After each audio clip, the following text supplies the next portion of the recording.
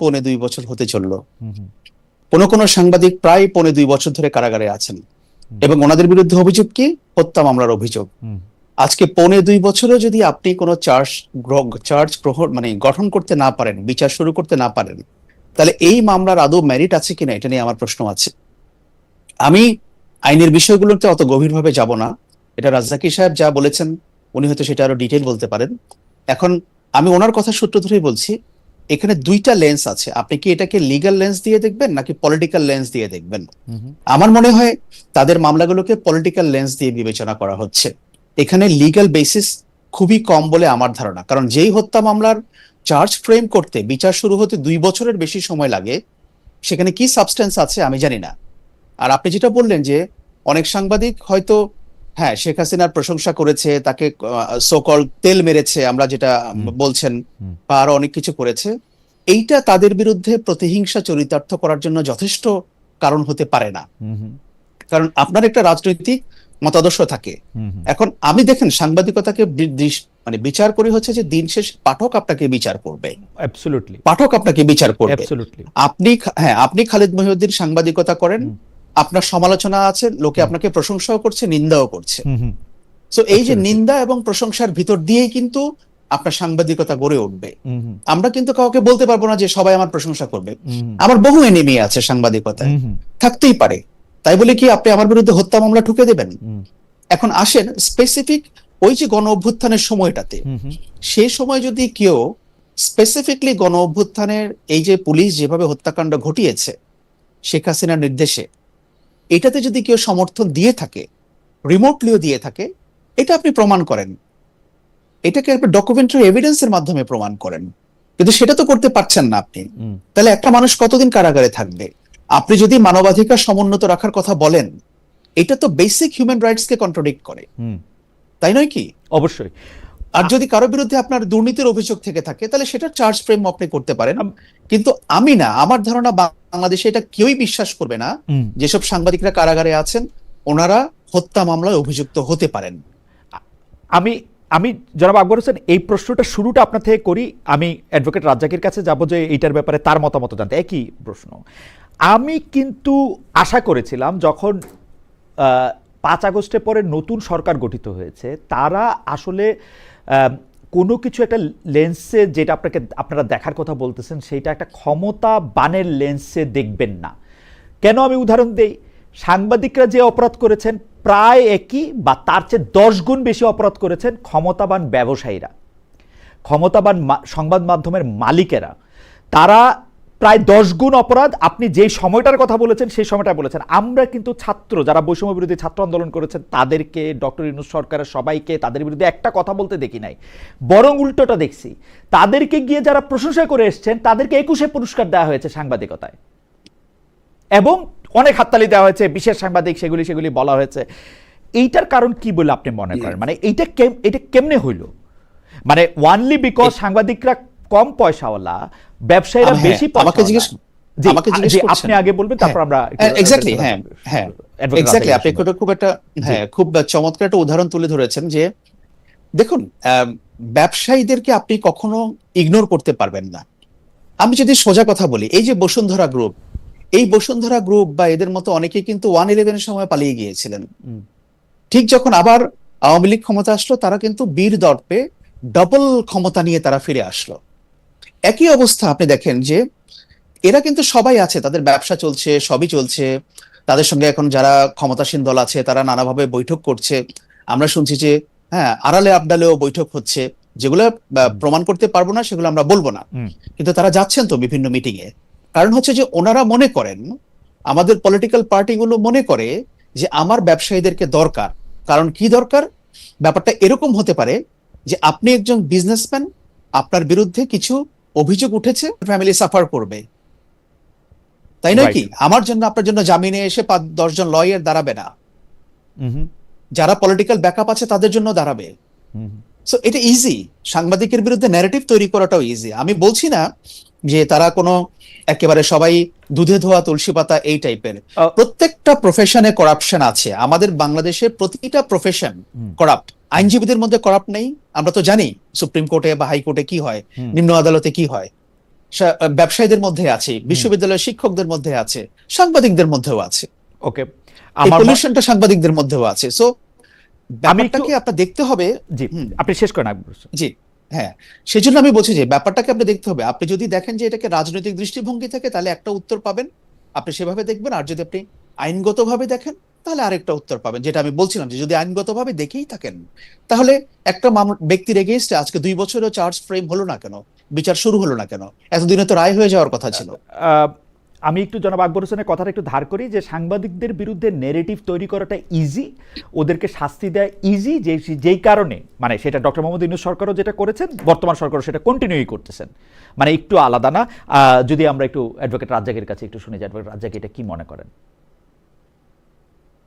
আমি আপনার এই যে বিচার কি বলে যে আপনি বিশেষ করে সাংবাদিক যারা গ্রেপ্তার, যাদের কথা আপনি বলছেন, আপনি যদি ক্যাটাগরিক্যালি শুধু সাংবাদিক বলবো কেন আমি, আমার প্রশ্ন হচ্ছে যে আপনি তিনটা গ্রাউন্ড যদি সিম্পল ধরেন যে আপনার বিরুদ্ধে মামলা হয়েছে, সেটা হত্যা মামলা হোক না চুরি মামলা হোক, ডাকাতি মামলা হোক, লুটেরার মামলা, হোয়াটএভার দ্য কেসিস, ভাই যেমন আকবর ভাই যেমন বললেন সাংবাদিকদের বিরুদ্ধে হত্যা মামলা, আমি ধরে নিলাম তোর, অথচ আপনি বিনা বিচারে কাস্টডিতে, তাহলে এটাই তো সবচেয়ে বড় গ্রাউন্ড। আপনি তো এই গ্রাউন্ডেই আপনি বেল পাবেন।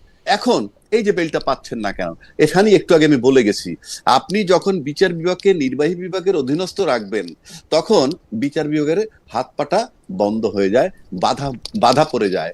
কারণ আপনি যদি আমি যদি ভাবতে থাকি সবসময় খালেদ মহিউদ্দিন সাহেবের দেখে জানি উনি তো আমার নিয়োগকর্তা, উনি যখন নিয়োগকর্তা মহিউদ্দিন সাহেব, আপনি যদি ভাবেন যে আপনি বাড়তি কোনো সুবিধা আর্ন করবেন না, অথচ আপনি এমপি মন্ত্রী হলে মানুষ বলবে একসময় উনি যাদের বিরুদ্ধে আন্দোলন করছে তাদের দলে যোগ দিয়া এখন এমপি মন্ত্রী হইয়া চুপ করে বসে আছে। এই চুপ করে বসে থাকা কিন্তু তার ব্যক্তিত্বহীনতার লক্ষণ। কিন্তু তাহলে চুপ করে বসে আছেন কেন?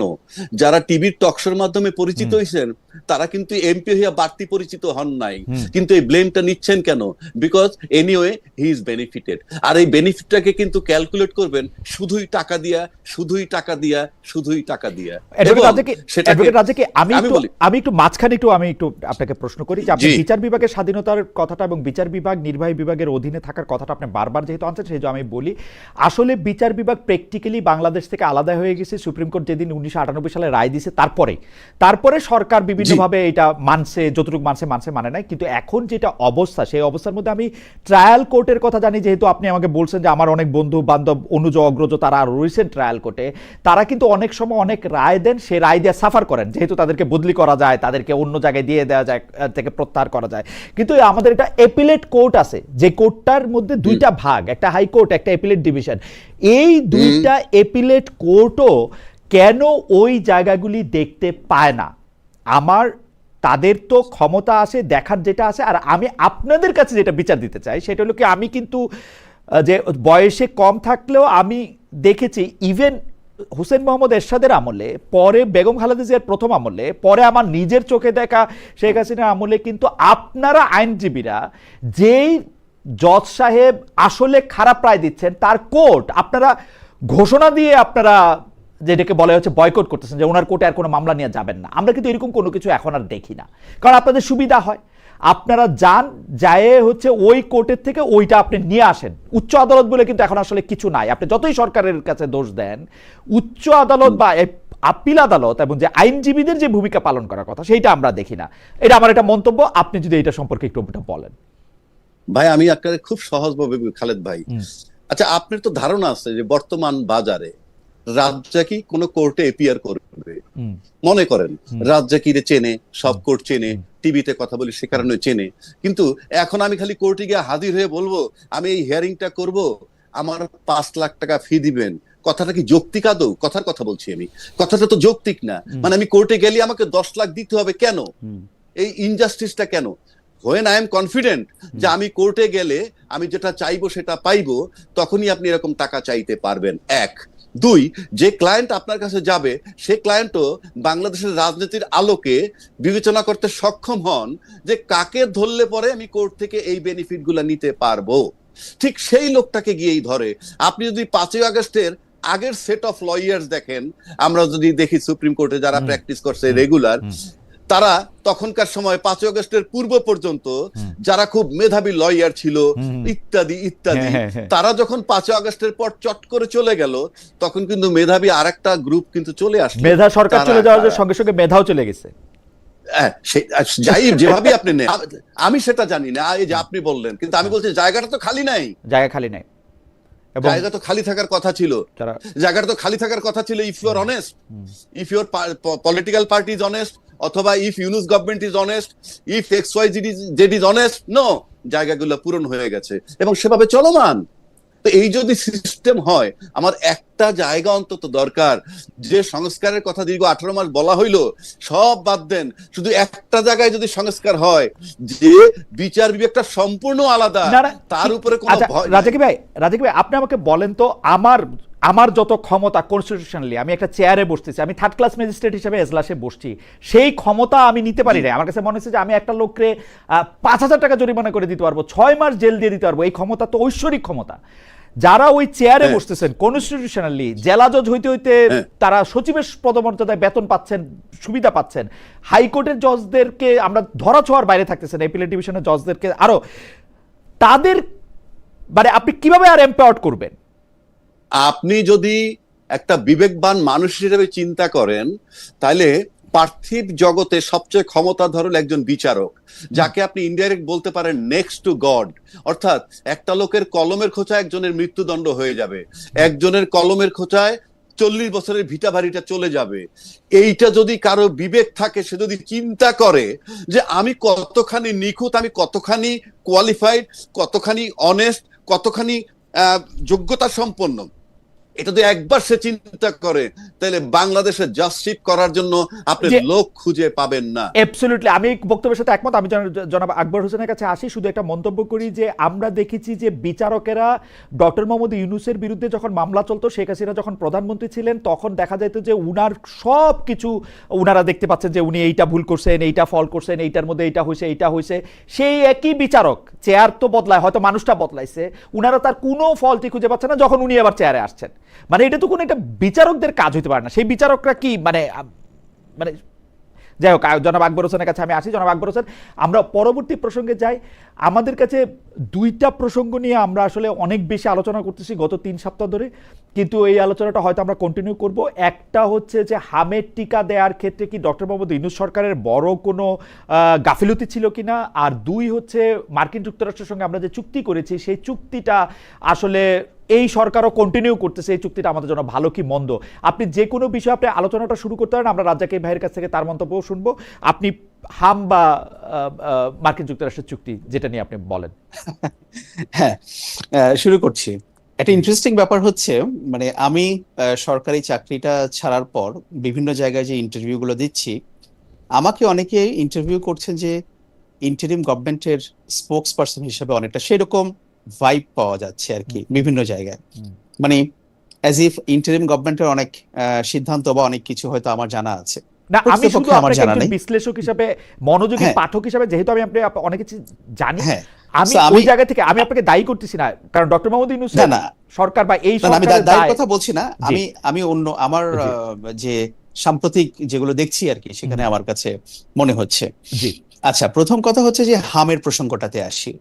দিস ইজ ভেরি স্যাড যে এরকম একটা সিচুয়েশন বাংলাদেশে ঘটেছে। প্রতিদিনই শিশু মৃত্যুর ঘটনা ঘটছে এবং আমরা দেখছি 8 জন, 10 জন, 15 জন, 17 জন, 18 জন পর্যন্ত এরকম হয়েছে।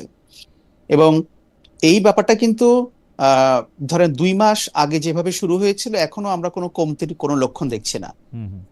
এখন একটা তো আছে যে ট্রিটমেন্টের প্রসঙ্গ, আরেকটা হচ্ছে যে এই ঘটনাটা কেন ঘটলো, এটার এতদূর এটা আসলো কি করে এটা স্প্রেড হচ্ছে।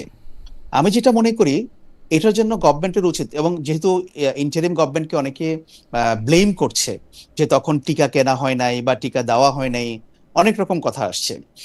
সো আমি মনে করি যে গভর্নমেন্টের এটা 3টা লেভেলে এটার মানে কাজটা করা উচিত। একটা হচ্ছে একটা সায়েন্টিফিক তদন্ত করা উচিত। এই সায়েন্টিফিক তদন্তটা হচ্ছে যে আমরা দেখেছি যে কেন এটা নাকি স্বাস্থ্য অধিদপ্তর এটা করেছে। স্বাস্থ্য অধিদপ্তর যেটা, তারা 21টি জেলা থেকে যে নমুনা নিয়েছে সেটা বিশ্লেষণ করে তারা এটা দেখেছে, এবং এখানে তারা বলছে যে ওই 21টি জেলার হামে মৃত্যুর 60 জন শিশুর মধ্যে 29 জনের মৃত্যু হয়েছে 9 মাস পূর্ণ হওয়ার আগেই। তাহলে এখানে তো টিকার প্রশ্নটা সেভাবে আসছে না। রাইট। তো সেই জন্য আমি জনাব হোসেন, আমি একটু ব্যাপারটা একটু বলি আপনাকে। ধরেন এই যে 9 মাস বয়সের আগে মারা গেছে, 9 মাস বয়সের আগে হামের টিকা দেওয়া যায় না, এইটার মধ্যে কিন্তু একটু লুকোচুরি আছে।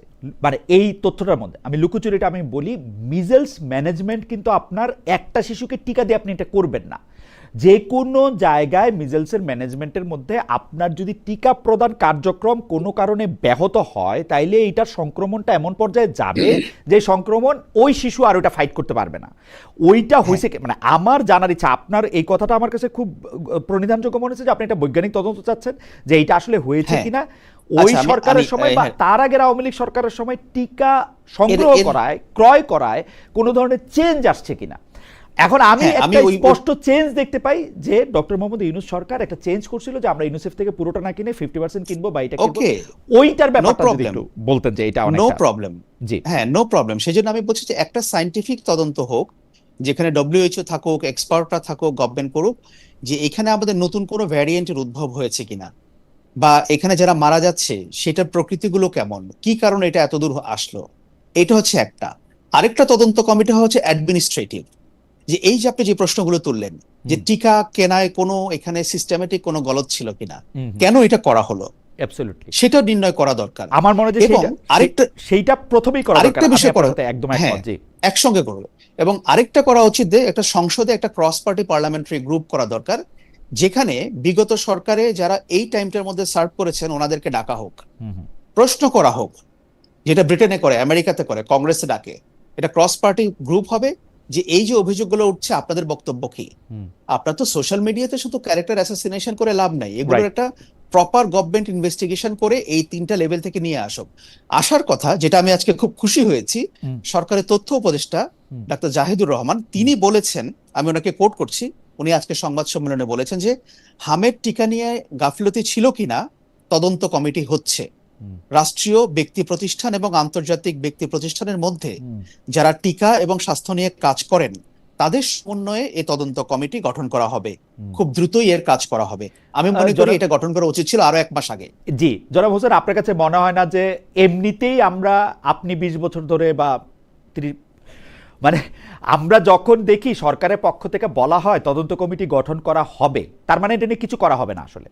কারণ সরকার তদন্ত কমিটি করলেও কিছু করে না, আর তদন্ত কমিটি গঠন করা হবে তো আপনি আশা পাইছেন, কারণ আপনি জাহেদরা হয়তো অনেক পছন্দ করেন, আমিও করি, কিন্তু আমি খুব আশাবাদী হইতে পারতেছি না আর কি। আমার কাছে মনে হচ্ছে তদন্ত কমিটি গঠন করা হবে পর্যায়ে যেহেতু এটা আছে, এইটা নিয়ে আমার কোনো আশা ভরসা নাই। ইটস ডান। আমার কথা হচ্ছে যে আমরা মিডিয়াতে যেগুলো খুব সারফেস লেভেল আলোচনা করছি, আমি বা আপনি কিন্তু আমরা হেলথ এক্সপার্ট না। রাইট। আমি বলেই দিতে পারি এটার জন্য আওয়ামী লীগ দায়ী ছিল, আমি বলেই দিতে পারি এটার জন্য ইউনূস দায়ী, আমি বলেই দিতে পারি যে হ্যাঁ বিএনপি সরকার আসছে, আমি বলছি, আমি শেষ করি, আমি বলতেই পারি বিএনপি সরকার আসছে 3 মাস হলো এখনো তারা করতে পারছে না কেন। ব্যাপারটা তো সেটা না, আমাকে আইডেন্টিফাই করতে হবে হু আর রেসপন্সিবল ফর দিস। আপনি তদন্ত কমিটি করে রিপোর্ট কতদিন লাগবে সেটা তদন্ত কমিটি রিপোর্ট করবে। 400 শিশু মারা গেছে, আপনি এখন সংবাদ সম্মেলন করে বলবেন যে তদন্ত কমিটি হবে, মানে তদন্ত কমিটি করতে আপনার কি লাগে? তদন্ত কমিটি করতে আপনার কি লাগে? ওটা তো আমি শুরুতেই বললাম, জি মানে ওটা তো আমি শুরুতেই বললাম যে এটা হওয়া উচিত ছিল, আরো 1 মাস আগে হওয়া উচিত ছিল। ওকে, বাট অ্যাট লিস্ট অন্তত অ্যাডমিনিস্ট্রেটিভ কমিটিটা বা করুক, যে এই যে এত কথা উঠছে লোকে আশ্বস্ত হোক যে আসলেই ইন্টারিম গভর্নমেন্টের রোলটা কি ছিল, এটা এক্সপোজড হওয়া দরকার। আমি অ্যাডভোকেট রাজ্জাকের কাছে ফিরে আসি। ধন্যবাদ আকবর হোসেন। আমি ওই টিকা বা টিকা ম্যানেজমেন্ট এই সম্পর্কে একটু আপনার মতামত জানতে চাই। তার আগে একজন দর্শকের মন্তব্য একটু পড়ি। উনি বলতেছেন, খালেদ ভাই, মানুষের ভুল থাকতেই পারে, আপনারও ভুল থাকতে পারে, তবে আপনি জেনে বুঝে ভুল করেন না। আপনার মাধ্যমে জানাতে চাই ইন্টারিম সরকারকে রাজনৈতিক দলগুলো কতটা সহযোগিতা করেছিল, প্লিজ উত্তরটা দেবেন। আমার কাছে মনে হয় যে রাজনৈতিক দলগুলো সহযোগিতা করেছিল, আবার করে নাই, দুটাই ঠিক। জি জনাব রাজ্জাকি। প্রথমত আমি একটা কথা বলি এখানে, দেখেন আপনার এই যে আকবর ভাই যে সায়েন্টিফিক ব্যাখ্যা দিলেন বা তদন্তের কথা বললেন, যেগুলা যে সমস্ত বিষয়গুলা এগুলো ঠিক আছে, এগুলো নিয়ে আমার কোনো ডিবেট নাই, কিন্তু আমার এখানে সিম্পল প্রশ্ন হলো যে তাদের গাফলতিতে টিকা আসে নাই, তাই বাচ্চাগুলা মারা গেছে। এটা সহজ কথা, সহজ সরল কথা।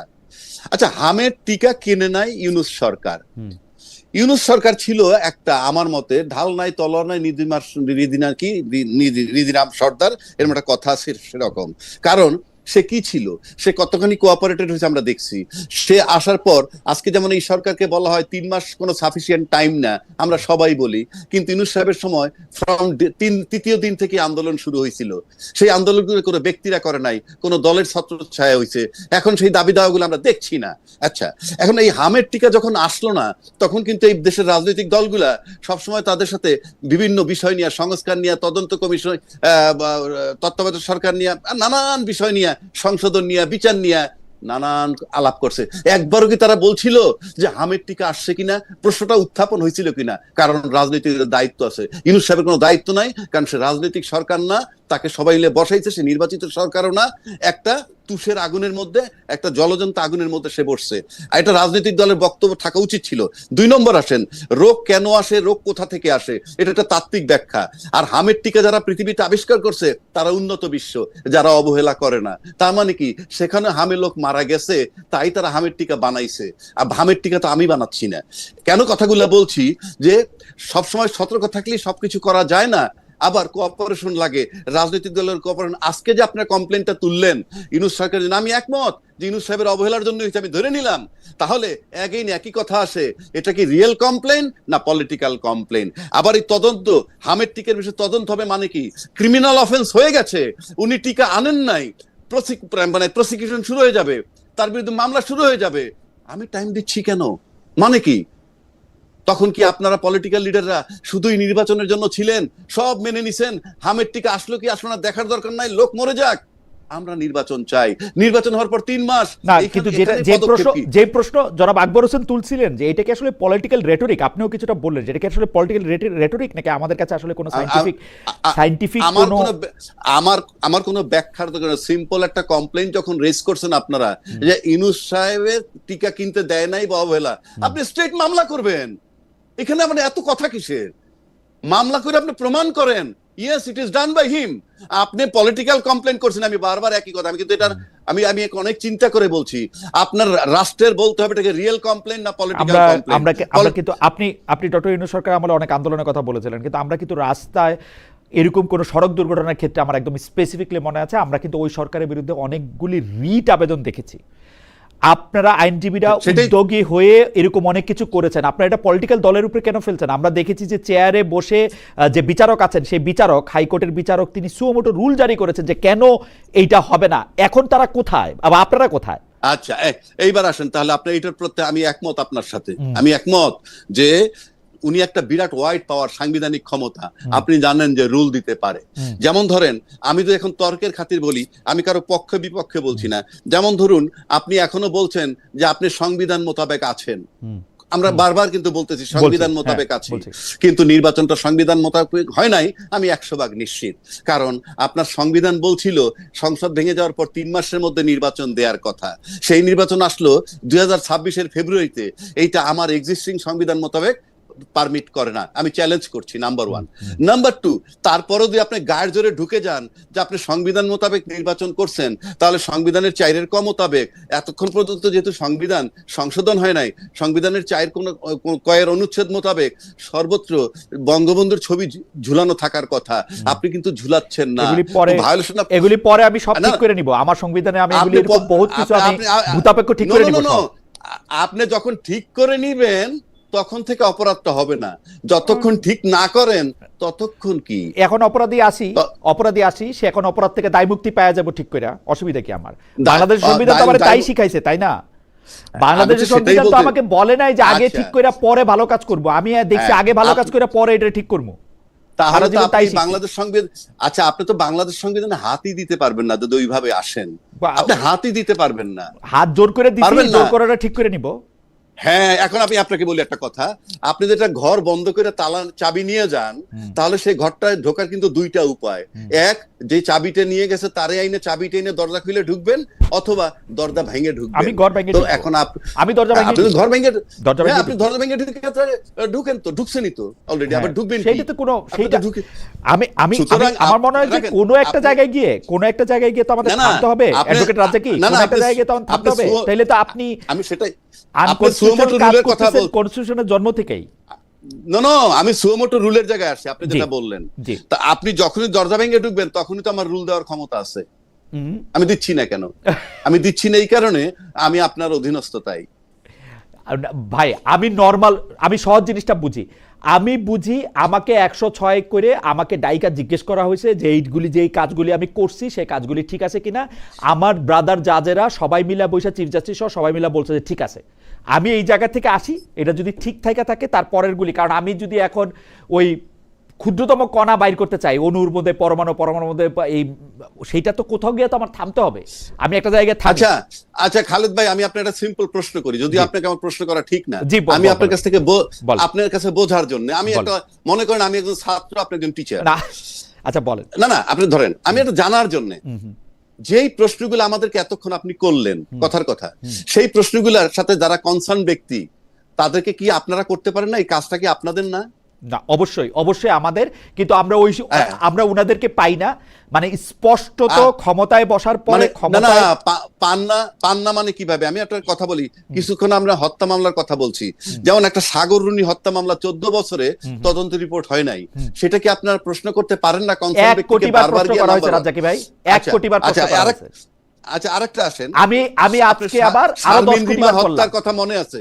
আপনি শারমিন রিমা হত্যার কথা মনে আছে? হ্যাঁ, মনে আছে। আচ্ছা, শারমিন রিমা হত্যাকার নিজামুদ্দিনের মেয়ে, ঠিক আছে? সেই মামলাটা সাকসেসফুল ছিল কেন জানেন? শুধু মিডিয়া কাভারেজের জন্য। আপনার মনে আছে? আমরা প্রতিদিন পত্রিকায় দেখতাম মুনির খুকু, জি ওদের কথা বলতেছেন, প্রতিদিন দেখতাম ফলো আপ আসতো, ফলো আপ আসতো।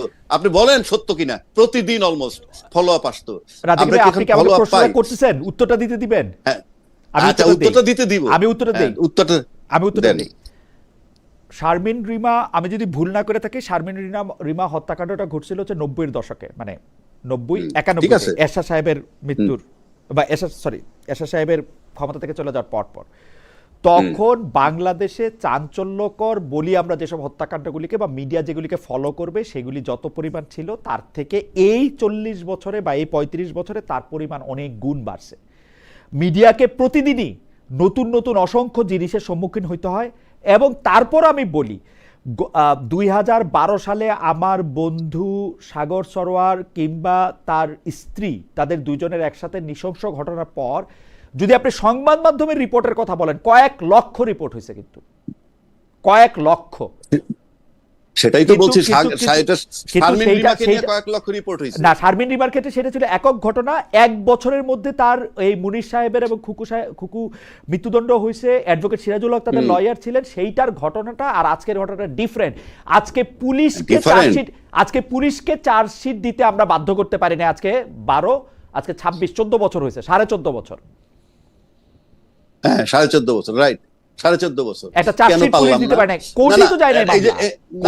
না, এই যে আমি তো বলছি, এই কেন যে পারলাম না, সেই প্রশ্নগুলো এর সাথে যারা সংশ্লিষ্ট তাদেরকে করেন না কেন? আমি বারবার বলছি আপনাকে, আপনারা সবাই মিলে কেন ধরছেন না? আমি আবারও বলতেছি, আকবর আরো ভালো করে বলতে পারবেন। একই প্রশ্ন বাংলাদেশের, মানে এই পর্যন্ত কয়জন স্বরাষ্ট্রমন্ত্রী, মানে যখন সাগরুনি মারা গেছে তখন হচ্ছে সাহারা খাতুনের পরে মহিউদ্দিন খান আলমগীরের পরে আরো যারা আসছেন আমি নাম ভুলে গেছি, স্বরাষ্ট্রমন্ত্রী আসাদুজ্জামান খান কামাল, একজন স্বরাষ্ট্র প্রতিমন্ত্রী ছিলেন, শাহরুখ খানের নাচের সামনে গিয়ে বসা পড়তেন, ওনার নাম ভুলে গেছি, ওই শামসুল হক টুকু।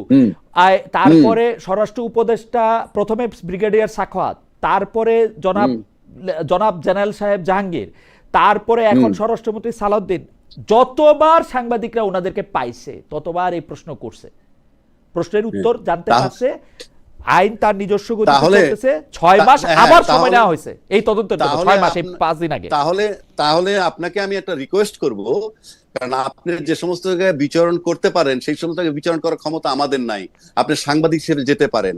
আপনি কতগুলা কমপ্লেইন, এই হামেদ টিকার কমপ্লেইন, আপনি যুদ্ধ অপরাধীদের কমপ্লেইন, শেখ হাসিনা হত্যা করছে কমপ্লেইন, তারপরে যদি আরো যত কমপ্লেইন আছে সেগুলো একটা জিনিস শুধু আপনি প্রশ্ন করবেন, কমপ্লেইন রিয়েল নাকি পলিটিক্যাল।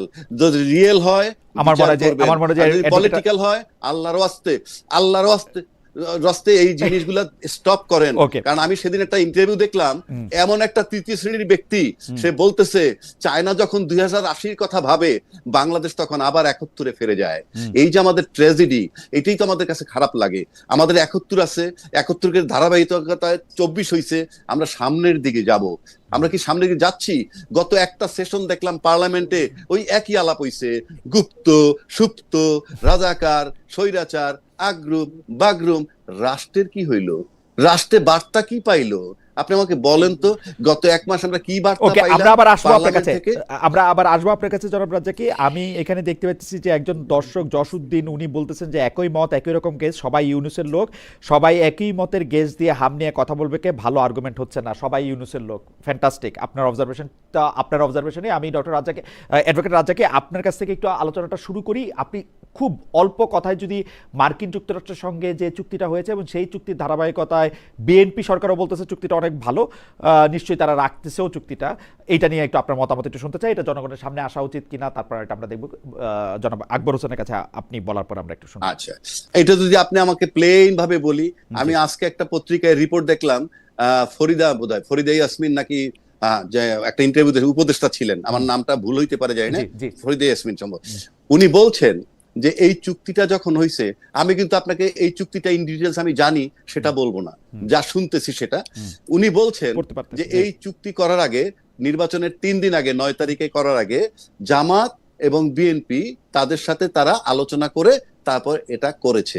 1 2 উনি আরো বলছেন জামাত এবং বিএনপির তরফ থেকে কোনো অভিযোগ আসতেছে না যে তারা এটা সম্মতি দেয় নাই, তারা নীরব রইছে। জামাত টু সাম এক্সটেন্ট এক সময় বলছে যে তারা নাকি সম্মতি দেয় নাই। এখন আমার ব্যক্তিগতভাবে প্রশ্ন, আমি যদি 300 সিট ধরি পার্লামেন্টের, 300 সিটে যারা এমপি হয়ে গেছেন তারা কিন্তু টোটাল জনসংখ্যাটাকে রিপ্রেজেন্ট করেন। টোটাল জনসংখ্যা যদি রিপ্রেজেন্ট করে থাকেন, তাহলে এই চুক্তিটা নিয়ে এখন পর্যন্ত পার্লামেন্টে চুলচেরা আলোচনা হলো না কেন? কারণ ওই ফরিদা ইয়াসমিন এটাও বলছেন যে এই চুক্তি 60 দিনের নোটিশে বাতিল করার অপশন আছে, এই চুক্তি নবায়ন করার অপশন আছে, এই চুক্তি নিয়ে সবাই মতামত নিয়ে যে কোনো রিভিউ করতে পারে, সবকিছু আছে। তাহলে আমরা এই যে, যেমন আপনি আমাকে প্রশ্নটা করলেন আমেরিকার চুক্তি নিয়ে, এই আমেরিকার চুক্তি নিয়ে কনসার্ন যারা, তাদেরকে তো জোরালোভাবে প্রশ্ন করা উচিত। এটা যদি দেশের জন্য ক্ষতিকর হয়, আপনারা কেন পার্লামেন্টের সিদ্ধান্ত নিতে পারতেছেন না? আর দেশের জন্য মঙ্গলজনক হয়, তাহলে আমরা যারা এটা নিয়ে আলোচনা করি, এটা দ্বিমত করি, এটার বিরোধিতা করি, সেটাই বা কেন হবে? সুতরাং বিষয়টা পার্লামেন্টে উত্থাপন করা খুব জরুরি এবং চুলছেরা বিশ্লেষণ দরকার, এবং ঐক্যমত্যের ভিত্তিতে either it will be rejected or it will be accepted.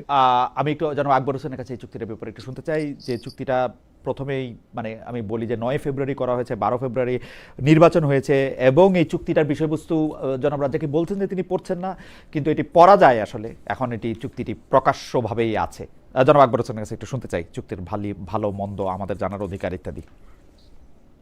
দেখুন, এই চুক্তি করার আগে প্রধান দলগুলোর সঙ্গে আলোচনা হয়েছে, এটা কিন্তু আজকে যে ফরিদা আক্তার বলেছেন ব্যাপারটা এমন না। এর আগে পররাষ্ট্রমন্ত্রী ডক্টর খলিলুর রহমানও বলেছেন, এবং তিনি বিগত সরকারের ন্যাশনাল সিকিউরিটি অ্যাডভাইজার ছিলেন, বর্তমান সরকারের উনি পররাষ্ট্রমন্ত্রী। ডক্টর খলিলুর রহমান এই কথা বলার পরে বিএনপির তরফ থেকে তো বলা হয়নি যে না আমরা জানতাম না, আমরা এটা করিনি, বলেছে? বলে নেই। বা জামায়াত একটু ইংরাজি ভাবে বলেছে, বাট খুব স্ট্রংলি তারা বলে না, মাঝে মধ্যে চুপ থাকে, মাঝে মধ্যে তারা অন্যদেরকে দিয়ে বলায়, এরকম। এবং এনসিপি কিছু বলে না, এনসিপি কিছু বলে না কেন, সেইটা আমার কাছে রহস্যময় লাগে। তিন রকম। আপনি একদম ঠিক বলছেন যে বিএনপি এটা অস্বীকার করে নাই, খলিলুর রহমানের কথা যে বিএনপি জামাতের সাথে কথা হয়েছে, জামাত প্রথমে বলেছিল যে তাদের সাথে কোনো কথা হয় না, কিন্তু এটা নিয়ে তারা পাল্টা কোনো কিছু বলে না। আর এনসিপি এটা নিয়ে একদম চুপচাপ। এনসিপি, আমি একটা কথা বলি যে ইন্টারিম গভর্নমেন্ট প্রফেসর ইউনূসের নেতৃত্বে যে সরকার ছিল বাংলাদেশে 1 বছর সামথিং, যাই হোক, এই সরকার এমন কোনো সিদ্ধান্ত নেয়নি, এমন একটা সিদ্ধান্তও নেয়নি যেখানে either BNP or Jamaat or এনসিপির ইনফ্লুয়েন্স ছিল না। আমি এমন একটা সিদ্ধান্ত এই সরকার নেয়নি আমার জানা মতে। ইদার বিএনপি জানতো, আমার মনে হয় নয়তো জামাত জানতো। এই ব্যাপারটা নয়তো- আপনি একটু ব্যাখ্যা করেন, কারণ এটা মনে হয় আপনি একটা খুবই এরকম কথা বলেছেন যে এটা নিয়ে আমরা একটু রাজ্জাকি সাহেবের মন্তব্য শুনতে চাইবো। জি, অফকোর্স এটা নিয়ে আমার খোলা, এটা আমার বলার কিছু না, এটা খুবই ওপেন সিক্রেট ব্যাপার ছিল। কারণ প্রফেসর ইউনূস সরকারের তো কোনো পলিটিক্যাল ক্যারেক্টার ছিল না, but they were supported by political parties. তাদের শক্তির উৎসটা কোথায় ছিল? তাদের শক্তির উৎস ছিল যে এক্সিস্টিং পলিটিক্যাল পার্টি যেগুলো আছে এগুলোই ছিল তাদের শক্তির উৎস। প্রফেসর ইউনূস সরকারে বিএনপির লোক ছিল না, জামায়াতের লোক ছিল না, এনসিপির লোক ছিল না, যারা পরবর্তীতে এনসিপি হয়েছে, তো ছিল তো। উনি তো সবাইকে অ্যাকোমোডেট করেছেন। এবং আপনি দেখেন যে পলিটিক্যাল ন্যারেটিভ যেগুলো তৈরি করা হয়েছে এই ইন্টারিম গভর্নমেন্টের সময়, এগুলো কি কোনোটাই, কোনো ন্যারেটিভ কি বিএনপির এগেইনস্টে গেছে? কোনো ন্যারেটিভ জামায়াতের এগেইনস্টে গেছে?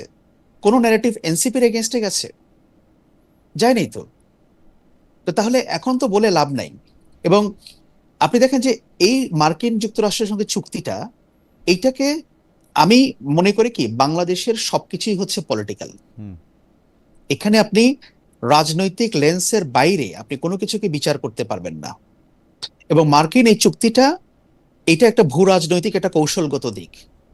এর মাধ্যমে আমরা কি পাবো আর কি পাবো না এই আলোচনা যতটা না করা হচ্ছে, তার চাইতে বড় প্রশ্ন হচ্ছে যে এই চুক্তিটাকে বা এই ধরনের একটা চুক্তি না করে আমরা এফোর্ড করতে পারতাম কিনা। আমি এইটাই জানতে চাইতেছিলাম যে ডক্টর মোহাম্মদ ইউনূসের উপর, ডক্টর মোহাম্মদ ইউনূস সরকারের উপর কি এরকম চাপ ছিল যে এইটা আপনি 9 তারিখেই আপনি এটা সাইন করেন, স্টিল 12 তারিখে একটা ইলেকশন আছে, 17 তারিখে একটা ক্ষমতার পাতাবদল আছে। ডক্টর মোহাম্মদ, আমি বলি যে ডক্টর মোহাম্মদ ইউনূসের সরকার এমন অনেক কাজ করেছে, কারণ দেখেন যে এই সরকারটা বাংলাদেশে আর কখনো ফিরে আসবে না এই কম্পোজিশনে, যে একই ব্যক্তি সমন্বয়ে বা একই স্ট্রাকচারে কিন্তু এই সরকারটা ফিরে আসবে না। হ্যাঁ, তো এই সরকারটা এমন কিছু কাজ করে দিয়ে গেছে, তারা মনে করেছে যে নির্বাচনে যে জিতুক তাদের জন্য সহজ হয়ে যাক কাজটা, সেটাই তারা করেছে। তারা না চাইলে এটা করতে পারতো, তারা না চাইলে এটা করতে পারতো। আমার কাছে এক সপ্তাহ পরে করলে, আমার কাছে কিন্তু এটা এক সপ্তাহ পরে করলে, এক সপ্তাহ পরে করলে আমার কাছে এটা চিরকালের ধাঁধা, যে মানে এটা মানে ডক্টর মোহাম্মদ ইউনূস সরকারের এটা কেন করতে হইলো। এটা কি এরকম হইতে পারে জনাব আকবর, যেহেতু নিরাপত্তা উপদেষ্টা সেই সময়কার বর্তমানে পররাষ্ট্রমন্ত্রী হয়েছেন, সেই নিরাপত্তা উপদেষ্টা ডক্টর মোহাম্মদ ইউনূসকে ভুল বুঝিয়ে চুক্তিটা করেছিলেন? এটা কি হইতে মানে ভুল বুঝিয়ে বা ঠিক বুঝিয়ে আমি জানি না, মানে ইনফ্লুয়েন্স করে? No no, not at all, not at all. মানে আপনাকে জিনিসটাকে দেখতে হবে, জি, আপনাকে জিনিসটাকে দেখতে হবে একটা, যেটা আমি বললাম যে আপনি একটা ব্রডার পলিটিক্যাল স্পেকট্রামে দেখেন। ডক্টর ইউনূস ভুল বোঝার মতো কোনো মানুষ না যে ওনাকে কেউ ভুল বুঝিয়ে দিবেন আর উনি ভুল বুঝে ফেললেন। একটা হাইলি সেন্সিটিভ টাইমে কেন এই চুক্তিটা স্বাক্ষর করতে হলো? আমি যেটা বললাম যে এটা 1 মাস পরে হলে তো এমন কোনো ক্ষতি ছিল না, একটা 1 সপ্তাহ, ঠিক আছে, এটা আমার কাছে ইলেকশনের আগে আগে এটা আমার কাছে ধাঁধার মতো। আপনার কাছে জবাবটা কি আপনি বলেন তো, কেন করলেন উনি? এখন শুনেন, আমাদের এখানে যে ভূ রাজনীতি, আমরা আমেরিকান এক্সেসের বাইরে যেতে পারবো না, পারলাম না, রাইট? হ্যাঁ, আমরা পারবো না। আমাদের সঙ্গে আমাদের এই 5ই আগস্ট পরবর্তী সময়ে আমাদের যে একটা নতুন ভূ রাজনৈতিক বাস্তবতা তৈরি হয়েছে, এখানে আমাদের বিগ নেইবার্স যারা আছে বা বিগ নেইবার যারা আছে তাদেরকে কন্টেইন করার জন্য আমাদের আমেরিকার কাছ থেকে একটা কন্টিনিউয়াস পলিটিক্যাল সাপোর্ট দরকার, অফকোর্স দরকার। কারণ মার্কিন যুক্তরাষ্ট্র যদি সেই রাজনৈতিক সমর্থনটা বাংলাদেশের প্রতি না রাখে, বা ইউনূস সরকার বলেন বা পরবর্তীতে যে সরকারগুলোই আসবে তাদের প্রতি যদি না থাকে, বাংলাদেশের রাজনৈতিক স্থিতিশীলতাই বলেন, তখন সেটা বিপন্ন হবে। কে বিপন্ন করবে? অন্যরা বিপন্ন করবে। তখন আমেরিকা সেখানে তারা আর কোনো রোল প্লে করার জন্য সুযোগ থাকবে। আমেরিকা এরকম একটা চাপ, বা আমি যদি এটাকে সোজা টেনিদার ভাষায় বলি, যে ব্ল্যাকমেইলিং কি করতেছিল বাংলাদেশে, যে না তোমরা যদি এটা না করো এটার মধ্যে এটা হবে? না, ব্যাপারটা না ব্ল্যাকমেইলিং করার কোনো বিষয় না। মানে আমি যেটা জানতে চাইছি যে আপনি যেটা বললেন সেটাতে হচ্ছে যে আমেরিকার চাপটা সহ্য করার জন্য বা হজম করার জন্য বাংলাদেশের চুক্তিটা করা দরকার ছিল। ডক্টর ইউনূসের বিবেচনায় কি আমেরিকার চাপটা হজম করা নাকি বাংলাদেশের জন্য ভালো করা, কোনটা ছিল? মানে কেন আমি বলতেছি, উনি তো ইচ্ছা করলে এটা 1 সপ্তাহ ডেফার করতে পারতেন, যে না আপনি 1 সপ্তাহ পরে করেন, আমি নাই এখন, আর ক্ষমতায় নাই, 1 সপ্তাহ করতে পারতেন। হ্যাঁ হ্যাঁ, করতে পারতেন। উনি হয়তো করেন নাই, কারণ উনি তো ভেবেছেন যে ঠিক আছে, যারা পরবর্তীতে নির্বাচনে জিতে ক্ষমতায় আসবে আমি তাদের জন্য কাজটাকে ইজি করে দিয়ে যাই। কেন তারা সাইনটা নিয়ে- করতে পারতো না ইজিলি? মানে এই সাইনটা করা এত করতে পারতো না। এই কষ্টের যে ছিল? এখন এখন এখন যেরকম হলো, এখন তো সেই সরকার চলে গেছে, হুম, হুম। এখন তো সেই সরকার চলে গেছে, সরকার নতুন চলে সরকার গিয়ে আসছে। এখন যদি তাই না? এই সরকার যদি এটা না রাখতে চায় তাহলে এটা ডিফিকাল্ট। হ্যাঁ। সরকার যদি এটাকে পরিবর্তন করতে চায় তাহলে এটা ডিফিকাল্ট আন্তর্জাতিক সম্পর্কের ক্ষেত্রে। হ্যাঁ। কিন্তু যদি আচ্ছা, এটা ঠিক আছে। সরকারের উপরে ছেড়ে দেওয়া হইতো তাহলে তো এটা ওর জন্য সহজ ছিল। খালেদ ভাই, জি। লেট মি এক্সপ্লেইন দিস, জি। Let me put it in context. জি। যে ধরেন বিএনপি সরকার এই চুক্তিটাকে বাতিল করতে পারছে না, একটা রাষ্ট্রের সঙ্গে যখন রাষ্ট্রের চুক্তি হয় এটা বাতিল করা যাবে না, রাইট। ঠিক আছে, ফাইন, এটা আমি মানি। তাহলে তারা একটা পাবলিক স্টেটমেন্ট দিত পররাষ্ট্রমন্ত্রী, যে লোক এটা হয়েছে বিগত সময়ে, বা প্রধানমন্ত্রী দিক, এটা আমরা অসহায়, আমরা না পারতে এটা মেনে নিচ্ছি, হ্যাঁ আমরা পার্লামেন্টে এটা ডিসকাস করব, আসি, কিন্তু আমাদের কোনো উপায় ছিল না, বিগত সরকার করে গেছে, আমাদের দিতে পারবে এই সরকার? না, পারবে না Do কেন? they have পারবে that না কেন? courage? পারবে না Akbar. Do they have that Akbar courage? Akbar আপনি তাদের তো কি সেই সাহস আছে? আকবর আপনি তো আমি আমি আমি straight, না না হ্যাঁ, পারবে না, প্রশ্ন করছি। পারবে না। কারণ পারবে না। যদি এইটা এই সরকার মুখ দিয়া বলে এটা সরাসরি আমেরিকার বিরুদ্ধে বিদ্রোহ ঘোষণা করা হবে। এটা এখন Exactly, এটা এখন বিএনপিও exactly. পারবে না, জামাতও পারবে না। এইটা হ্যাঁ। ডক্টর মোহাম্মদ ইউনূস সরকার এই দুটি দলের উপর এবং এনসিপির উপর যারা বাংলাদেশটা চালাবে তাদের উপর একটা বোঝা, 50,000 মনের বোঝা একটা চাপিয়ে দিয়ে গেছে।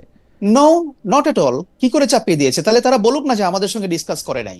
আমাদের সঙ্গে ডিসকাস তারা তো কেউ করে বলছে নাই না। বলাটাও তো এখন আমেরিকা বেয়াদবি হিসেবেই দেখবে রে ভাই। কি না, ভাষাটা কেন? ভাষাইছে? এতটুকু- আপনি তো ভাই, 7 দিন আপনি সময় যদি- নেবেন, আপনি এটা ইউন আমি বলি, আপনি যদি 2/3 সংখ্যাগরিষ্ঠতা বাংলাদেশের মানুষের ভোটে নির্বাচিত হওয়ার পর এতটুকু কথা বলতে না পারেন, এতটুকু গার্ডস যদি না থাকে, তাহলে আপনি কিসের সার্বভৌম? আমরা আমরা আমরা গার্ডসের কথায় বলি অ্যাডভোকেট রাজ্জাকে এটাতে কিভাবে দেখেন? আমি মনে করি যে আমেরিকার সাথে গার্ডস দেখানোর মতো গার্ডস বাংলাদেশের এখনো নাই, এবং ডক্টর মোহাম্মদ ইউনূস এটা এই বিএনপি, জামাত এবং এনসিপি কে বিপদে ফেলছেন চুক্তিটা 1 দিন আগে সাইন করে, 3 দিন আগে সাইন করে নির্বাচনের। আচ্ছা, আমি এখন হাইপোথেটিক্যাল আলাপ করি। জি। আপনি মনে করেন ইউনূস সাহেব এই চুক্তিটা করে গেছে, আমি সব বাদ দিলাম, একেবারে অন্যায়ভাবে করে গেছেন, 12 তারিখের আগে 9 তারিখে এই চুক্তিটা করে গেছেন। আপনি যেটা বললেন আমেরিকার বিরুদ্ধে কিছু বলার নাই, এই চুক্তি না মানাও, বাতিল করাও কঠিন, সব, তাহলে আমরা ইউনূস চ্যাপ্টারটা ক্লোজ করে আমরা এটা সমাধান খুঁজতে হবে। এইটা আমি এখন আলোচনা করতেছি, যখন চুক্তি আকবর সাহেবের কথাটা ধরে বলছি, আমি যেহেতু জানি, আমরা যেটা ভার্সন পাই সেটা, খলিল সাহেব বলছিলেন জামাত বিএনপির সাথে আলাপ করে কথা বলছে, এই চুক্তি করছে, ফরিদা পারভিন ওই একই কথা বলছে। যদি তাই হয়, আক্তার। আপনি কি তখন জানতেন না যে এই চুক্তি ইউনূস সাহেব চলে যাওয়ার পরেও বাতিল করা যাবে না? এটা যদি জানেন চূড়ান্ত ভাবে, কারণ আমেরিকা এমন একটা দেশ, সেই চুক্তি না করে দিয়ে খালি মৌখিক এম্বার্গো দিত সরকারকে, যে তুমি আমার অনুমতি ছাড়া ওখান থেকে তেল আনতে পারবে না, সেটাও মানতে হইতো। কথার কথা বলছি আমি। মানলাম। এখন যেহেতু একটা ডকুমেন্ট হইছে, ডকুমেন্ট হওয়ার পর আপনার সেদিন তো আপনাদের বোঝা উচিত ছিল, তখন আপনি নির্বাচনের তড়িঘড়ি না কইরা ইউনূস সাহেবকে সরাইতে চাইলাম না কেন? যান আপনি, আপনার দিয়ে আমার নির্বাচন অ্যাডভোকেট লাগবে রাজ্জাকি, না। আমি আপনাকে জাস্ট স্মরণ করে দেই এই চুক্তিটা কখন স্বাক্ষর করা হয়েছে, চুক্তির ভিতরে কি আছে, সেইটা হচ্ছে গোপনীয়তার দোহাই দিয়ে মানুষের কাছ থেকে গোপন করা হয়েছিল। তো আপনি গোপনীয়তার দোহাই দিয়ে মানুষকে গোপন, আপনি এখন তো বলছেন চুক্তিটা ওপেন আছে। আমি এটাও জানি, যতটুকু জানছি যে ওপেন আছে, হ্যাঁ, এটা এখন ওয়েবসাইটে আছে, ওয়েবসাইটে আছে। হ্যাঁ, ট্যাক্স ধরা হয়েছিল, সেটা কিছু চুক্তি করার পর আমার গার্মেন্টস সেক্টরে 19% করা হয়েছে। এরকম সুবিধা অসুবিধা 20% একটা 19% হয়েছে, 37 থেকে 20 আসছিল, 20 থেকে 19। 37 থেকে 20, 20 থেকে 19 করছে। আচ্ছা, ঠিক আছে, আমার কথা কিন্তু একটা, আপনার এখানে কিন্তু রোল কিন্তু আমাদের আজকে 18 কোটি লোককে যারা রিপ্রেজেন্ট করতেছে, সেই পার্লামেন্টের 300 এমপি, আকবর ভাই যেটা বললো, এনসিপি বলেন, জামাত বলেন, বিএনপি বলেন, সবার সাথে আলোচনা করে করেছে। তাহলে তারা সেদিন এই ইতিবাচকে না গিয়া নেতিবাচকে যে গেল না কেন? তাদেরকে বলা হয়েছে তাহলে তোমরা ক্ষমতায় আসতে পারবা, ক্ষমতায় থাকতে পারবা, নাইলে অন্য লোক এসে ক্ষমতা দখল করবে। তার মানে রেজাল্টটা কি দাঁড়াইলো? তারা ভয় পাইছে, তারা ভয় পাইছে। রেজাল্টটা দাঁড়ালো রেজাল্টটা দাঁড়ালো এরকম যে চুক্তির যা খুশি তাই হোক, আমার ক্ষমতায় যাওয়া দরকার। বিষয়টা কি? আপনি এখন এই আলোচনা করতেছেন কেন? আপনার ক্ষমতায় যাওয়া দরকার। আমি একজন ওকালতি করে খাই, আমাকে যদি বলা হয় ডেইলি সকালে পার্লামেন্টে সকাল 9টায় ঢুকবা, রাত 12টার সময় পার্লামেন্ট থেকে এসে বাসায় যাবা, আমার ওই অন্তত বাংলাদেশে, অর্থাৎ বাংলাদেশে যারা ক্ষমতায় যায় লুজ চামড়া নিয়ে গেলে টাইট হয়, আর বিদেশে টাইট চামড়া নিয়ে ক্ষমতায় যাওয়ার পর লুজ হয়ে যায়। এই যে আপনি এটাকে দায়িত্ব মনে করেন নাই, আপনি সেদিন চোখের সামনে এই এনসিপি, জামাত, বিএনপি সবাই তাহলে শুধুমাত্র নির্বাচন করবে সেই জন্য ইউনূস সাহেব যা করছে সেটাকে আপনারা সম্মতি দিতেন, তাহলে এটার দায় কার? এটার দায় কার? অবশ্যই যারা ক্ষমতা ভাগাভাগি করতেছে তাদের দায়। অবশ্যই। তাহলে আপনি শুধু তাকে দোষ দিয়ে আমি কি করব? আমি তো বললাম আপনি কালকে তার বিরুদ্ধে মামলা করেন না কেন? এখনো মামলা করতে পারতেছেন না কেন? তাকে কাস্টডিতে নিচ্ছেন না কেন? কেন নিচ্ছেন না? তাহলে আপনি বলেন তো, আপনার আমি আলাপগুলো করে লাভটা কি? আমার এটা আমাদের দর্শক লাভটা হচ্ছে, তাহলে আমরা কি করব? আমরা চুপ করে থাকবো, আলাপও করব না? কি করবেন? আমি মনে করি এই আলাপগুলি করা দরকার, এই আলাপগুলি করা প্রয়োজনীয়, কারণ আমরা আমাদের জায়গা থেকে এই ব্যাপারগুলি আমাদের প্রজন্মকে, তার পরবর্তী প্রজন্মকে জানাই দিতে চাই যে কিভাবে ক্ষমতা ভাগাভাগি করে সংসদে বসে, কিভাবে গণহত্যা করে। শুধু তাই না, খলিলুর রহমান সাহেবরে আপনি আবার মন্ত্রী বানায় রাখছেন, এখনো তাকে মন্ত্রী বানায় রাখছেন। তখনকার অ্যাটর্নি জেনারেল আপনি বিচার মন্ত্রী বানায় রাখছেন, কার? ইউনূস সরকারের সময়। একটা লোককে আপনি কিছু খালি মুখে মুখে কথা বলতেছেন, এরা কেউ ক্ষমতায় নাই। বলতেছে না তো বিএনপি কিছু বলতেছে না, বলতেছি তো আমরা। জামায়াতও কিছু বলতেছে না। বিএনপি, জামায়াত, এনসিপি, আপনি যা বলছেন রাজ্জাকি ভাই, আমি আপনার সাথে 100% একমত। বিএনপি, জামাত, এনসিপি সবাই একইভাবে এটার অংশীদার। এবং আকবর হোসেন আজকে সবচেয়ে প্রণিধানযোগ্য একটা কথা বলছে যে আপনি আমাকে এই 3 মাসের 100 দিনের সরকারে একটা সিদ্ধান্ত দেখান যেটা আসলে এই 3 জনের মূল চাওয়ার বাইরে হয়েছে। বা আকবর আরেকটু সুন্দর করে বলছিল। হ্যাঁ, উনি ঠিকই বলছেন, কারণ উনি এটার ভিতরে ছিলেন, এই প্রক্রিয়ার ভিতরে ছিলেন, সবকিছু উনি জানেন, দেখছেন। আমি ছিলাম না, বাট আমি অবজারভার হিসেবে বলছি। যাই হোক, অবজারভার, কিন্তু আমি তো একমত। আমার তো বক্তব্য একটাই, আমি ক্ষমতায় নাই, তাতেও আপনি আমাকে কিছু করতে পারতেছেন না। তাইলে কি পরিমাণ ক্ষমতাধর ছিলেন ইউনূস সাহেব কিংবা তারই পরিষদ, যারা ক্ষমতায় নাই? না, অবশ্যই ক্ষমতাধর ছিলেন, এবং তারা হয়তো মানে এই যে বিএনপি, জামায়াত, এনসিপি এই সবগুলিকে নিয়েই আসলে তার চিন্তা ভাবনা ছিল। মানে আমার জানা নাই, আমরা পরবর্তী প্রসঙ্গে আসলে যাওয়া উচিত, আমাদের সময়ও প্রায় শেষ হয়ে আসছে। আমি একটু দর্শকদের কাছে আমরা একটা জানতে চেয়েছিলাম যে কোনো দলের হয় না, আইনের মাধ্যমে পুলিশ প্রশাসন পরিচালিত হয় না। আকবর হোসেন, আপনাকে একটা প্রশ্ন করি যে পুলিশ প্রশাসনের, আইনের মাধ্যমে পুলিশ প্রশাসনের পরিচালন বা এটা নিয়ে, আমি গতকাল একটা অনুষ্ঠানের মানে পুলিশের কোনো কিছুর একটা অনুষ্ঠান, সেটার মধ্যে পুলিশের একজন উচ্চ পদস্থ কর্মকর্তাকে বলতে শুনলাম যে তিনি কত নিবিড়ভাবে জাতীয়তাবাদী দল করেছেন, কিভাবে জাতীয়তাবাদের পক্ষে ছিলেন, শত অত্যাচারের মুখেও কিভাবে জাতীয়তাবাদের পতাকা হাতে নিয়ে দাঁড়িয়েছিলেন। মানে আকবর হোসেন, আপনার মন্তব্য জানতে চাই। আমরা কিন্তু গত 15 বছর, আমি আবার বলি 2009 থেকে 2024 সাল পর্যন্ত একই কথা, কত ভালো আওয়ামী লীগ ছিলেন পুলিশ, কত ভালো ছাত্রলীগ করছেন, কত কিভাবে তারা বঙ্গবন্ধুর আদর্শে ছিলেন, কিভাবে তারা শেখ হাসিনাকে ভালোবাসেন, শ্রদ্ধা করেন, সেগুলি আমরা অনেকভাবে শুনতে পেয়েছি। একই জিনিস, মানে একই জিনিস আপনার মনে হয় কিনা? যদিও বলা হয়েছিল যে পুলিশ বাহিনীকে কখনো দলীয়করণ করা হবে না, কাউকে দলীয়করণ করা হবে না। একই জিনিসই আমার মনে হচ্ছে, যদিও ওই এক্সটেন্টে এখনো হয় নাই। এখনই, হ্যাঁ, সময়ের একটু গেলে হয়তো ওইদিকে এটা আগাচ্ছে। এটাকে আপনি দুই ভাবে দেখতে পারেন। আমি ওই লোকের দোষ দেই, আবার দোষ দেইও না। রেজাউল করিম মল্লিক, উনি মনে হয় ইন্টারিম গভর্নমেন্টের সময় ঢাকা একটা পুলিশ কমিশনার বা কিছু একটা ছিলেন না, বা একটা বড় পদেই ছিলেন। আচ্ছা, এই সরকারও তাকে বড় পদে রেখেছে, অসুবিধা নাই। কারণ উনি তো সরকার গঠনের পর দেখেছে যে কিভাবে অনেক যোগ্য লোককে চাপ প্রয়োগ করে সরকার থেকে সরিয়ে দেওয়া হয়েছে। তো উনিও ভাবছেন যে আমাকে তো ভাই জাতীয়তাবাদী আদর্শে আমি বিশ্বাস করি, এটা না বললে পরে আমিও ঠিক মতো টিকে থাকতে পারবো কিনা, আমাকে তো শো করতে হবে এটা। উনি হয়তো সেটা করেছেন, ব্যাক অফ ইটস মাইন্ড হয়তো ওইটাই থেকে থাকতে পারে। আর দ্বিতীয় কথা হচ্ছে যে ওনার স্পর্ধা দেখে আমি অবাক হচ্ছি যে ঠিক আছে, মানুষ তো দলীয় পরিচয়ের বাইরে অনেকে ভিতরে ভিতরে থাকে, কিন্তু উনি সেটা প্রধানমন্ত্রীর সামনে বলেছেন। এবং সরকার এটাকে কিভাবে এন্টারটেইন করে আমি সেটা দেখতে চাই। সরকার কি এটাকে টলারেট করবে যে সে এরকম একটা কথা বলেছে? আপনি জাতীয়তাবাদী আদর্শে বিশ্বাসী হন, কোনো অসুবিধা নাই। আপনি যখন একটা প্রফেশনে আছেন, সেই প্রফেশনের একটা ডিগনিটি বলে কথা আছে, প্রফেশনাল ডিগনিটি বলে একটা বিষয় আছে। আপনি সরকারকে সার্ভ করতে চান, জাতীয়তাবাদী সরকারকে, কোনো অসুবিধা নাই। সেটা আপনি আপনার দায়িত্ব দিয়ে করবেন, আপনার কর্তব্য দিয়ে করবেন। আপনি কত বড় জাতীয়তাবাদী সেটা প্রকাশ্যে বলে এটা দিয়ে কিছু অ্যাচিভড হয় না। সো আমি এটা এখন দেখতে চাইবো যে সরকার আসলে এই বিষয়টাকে কিভাবে ডিল করে। আমার ধারণা এটাকে হয়তো তারা খুব বেশি গুরুত্ব দিবে না। তো যদি গুরুত্ব না দেয় তাহলে বুঝে নিতে হবে আগের যারা যা চেয়েছেন ওনারাও তাই চাচ্ছেন। গুরুত্ব না আর দিলেও যদি এটা গুরুত্ব না দিলেও মাঝামাঝি আসলো, পুরস্কার দিবে কিনা সেইটা একটা দেখার বিষয়। হয়তো তাকে দেখার পুরস্কার দিল, বিষয় আছে। হয়তো তাকে পুরস্কার দিল। ওকে দেখুক, হ্যাঁ সামনের দিনগুলোতে আমরা এটা বুঝতে পারবো।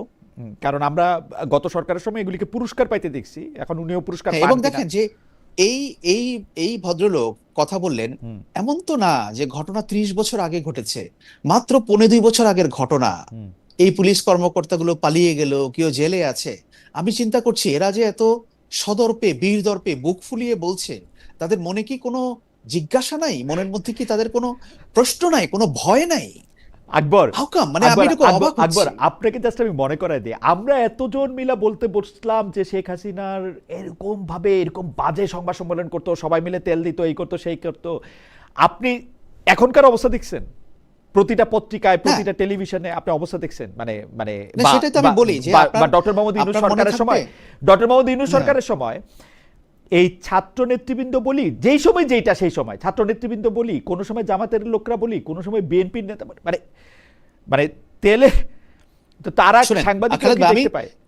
আমি 1 মিনিট একটা কথা বলে শেষ করি। জি। সাংবাদিকতার কথা যেটা বললেন, আপনার মনে থাকবে ইলেকশনের আগে বিএনপির প্রোগ্রামে গিয়ে দুজন খুব নামকরা এডিটর যারা বাংলাদেশের তথাকথিত প্রতিষ্ঠান গড়ে তুলেছেন বলে সবসময় দাবি করেন, তারা গিয়ে বিএনপির কাছে সেজদা দিয়ে আসে নাই? তারা বলে নাই যে এখন আপনাদের কি দরকার, আমরা আপনাদেরকেই খুঁজছি? একজন এডিটর বিফোর ইলেকশন উনি কি কথা বলতে পারেন? তার ইন্টিগ্রিটি কোথায়, প্রফেশনাল ইন্টিগ্রিটি কোথায়?